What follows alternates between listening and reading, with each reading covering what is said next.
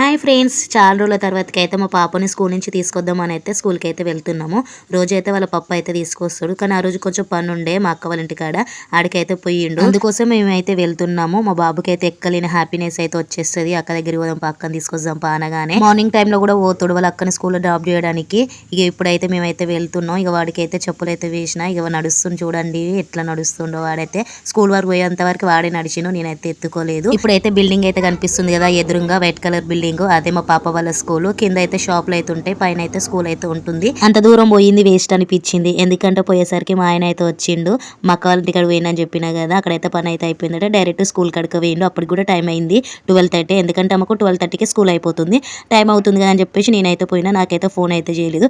అడుగు వేసరికి అయితే బండి అయితే కనిపించింది. ఇక లోపలికి పోకుండానే బయట అయితే నిల్చున్నాం. ఇక వాళ్ళైతే వస్తుళ్ళు.